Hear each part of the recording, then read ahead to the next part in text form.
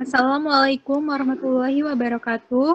Waalaikumsalam warahmatullahi wabarakatuh. Waalaikumsalam warahmatullahi wabarakatuh.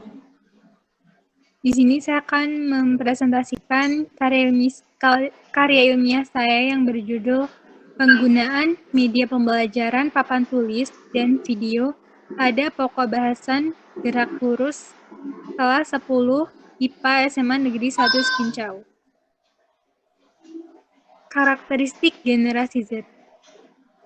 Adapun beberapa karakteristik generasi Z, yaitu yang pertama, memiliki ambisi besar untuk sukses, yang kedua, berperilaku instan, yang ketiga, cinta kebebasan, yang keempat, percaya diri, yang kelima, menyukai hal yang detail, yang keenam, keinginan untuk mendapatkan pengakuan, yang ketujuh, digital dan teknologi informasi. Keterampilan abad 21 diantaranya yaitu critical thinking atau berpikir kritis, yang kedua kolaborasi, yang ketiga komunikasi, dan yang keempat kreativitas. Adapun materi yang saya gunakan dalam penelitian ini yaitu gerak lurus. Gerak adalah perubahan kedudukan suatu benda dari posisi awal. Benda dikatakan bergerak ketika benda mengalami perpindahan atau menempuh suatu jarak tertentu. Gerak lurus dibedakan menjadi dua, yaitu gerak lurus beraturan atau GLB dan gerak lurus berubah beraturan atau GLBB. Gerak lurus beraturan merupakan gerak partikel dengan lintasan berbentuk garis lurus dalam arah yang tetap yang menempuh jarak yang sama dalam tiap satuan waktu.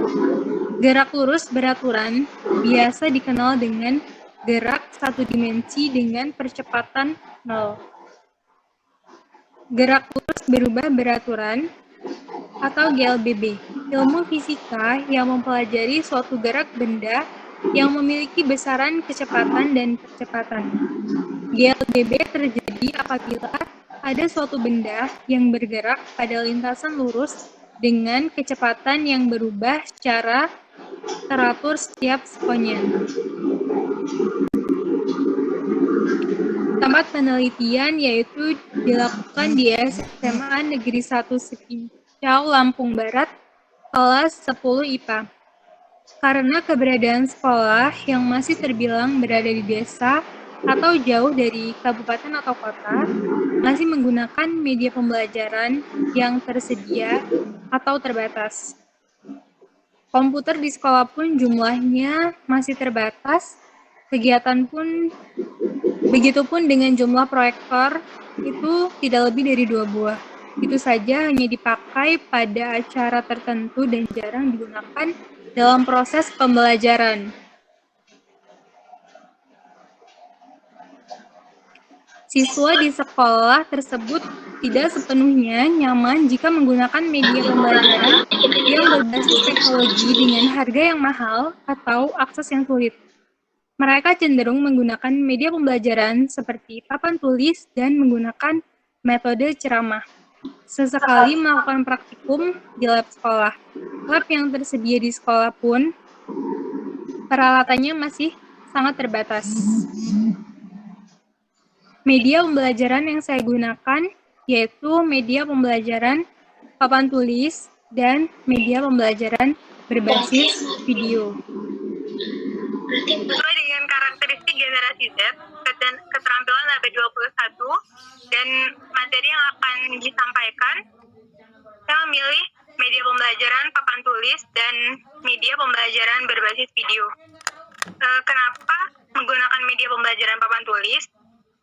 Karena pengertian dari papan tulis merupakan salah satu benda yang keberadaannya sangat penting dalam proses belajar mengajar. Misalnya dalam sebuah ruang kelas sebagai salah satu alat yang penting peranannya untuk media menuliskan materi pembelajaran. Khususnya pada materi fisika, itu kan banyak sekali menggunakan rumus-rumus yang nggak bisa cuman menggunakan metode ceramah. Jadi harus benar-benar disampaikan itu menggunakan media papan tulis, dijabarin gitu. Terus media pembelajaran berbasis video. Tidak menghilangkan karakteristik generasi Z yang mereka sejak lahir merupakan generasi teknologi. Jadi menggunakan media pembelajaran yang berbasis video. Karena untuk yang lebih tinggi itu mereka akan kesulitan mencari media itu atau menggunakan media itu. Jadi menggunakan media berbasis video. Nah, di video itu kan akan menerangkan materi tentang gerak lurus. Jadi tidak mempraktikkan gerak lurus beraturan dan gerak lurus berubah beraturan. Tetapi mereka melalui video bisa melihat bagaimana yang gerak yang dinamakan gerak lurus dan gerak lurus beraturan, dan manakah gerak yang dinamakan dengan gerak lurus berubah beraturan. Jadi tidak hanya didengar dari cerita, tetapi mereka bisa melihat melalui media pembelajaran video itu.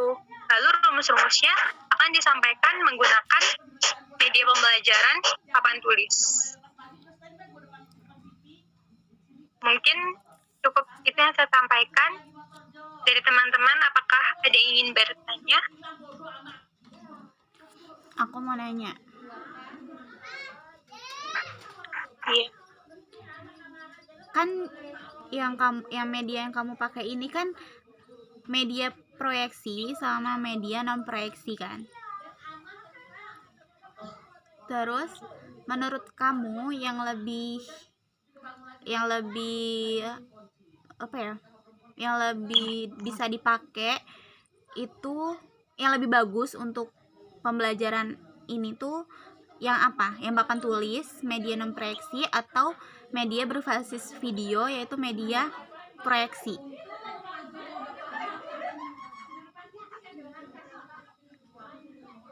Yang paling bagus ya? Apa? Tadi yang paling efektif gitu kan ya maksudnya?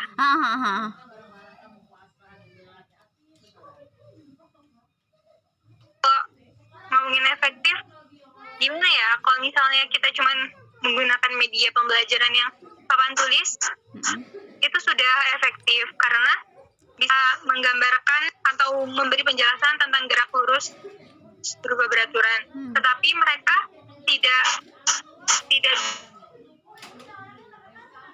bisa melihat tuh, kita nggak bisa praktek, makanya ditunjuinnya tuh melalui video itu gitu.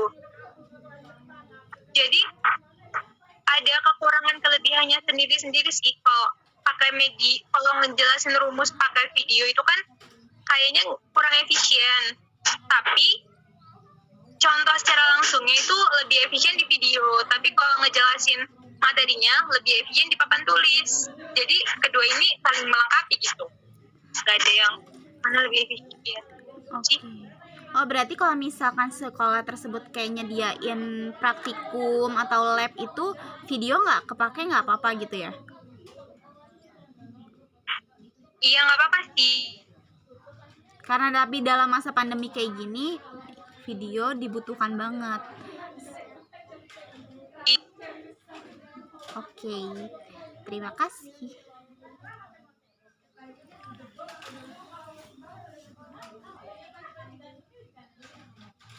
Bener, alat-alatnya masih kurang lengkap. Jadi kan untuk memudahkan, ya bener. Jadi untuk memudahkan aja, jadi kan kelas ininya apa? Istilahnya kayak praktikumnya gitu, mereka melihat dengan bener-bener lihat gitu loh, walaupun melalui video, tapi ada gambarannya secara langsung. Sedangkan kalau pakai media ceramah itu kan cuman gerak lurus berubah beraturan itu, berarti geraknya kayak gini. Kalau yang gerak lurus berubah beraturan, tapi mereka kan masih kayak berandai-andai gitu, nggak jelas gimana sih itu sebenarnya. Iya, kalau misalkan cuma pakai metode ceramah, berarti dia harus berhalusinasi sendiri gitu ya? Iya benar. Iya, oke. Ada lagi? lagi yang ingin ditanyakan?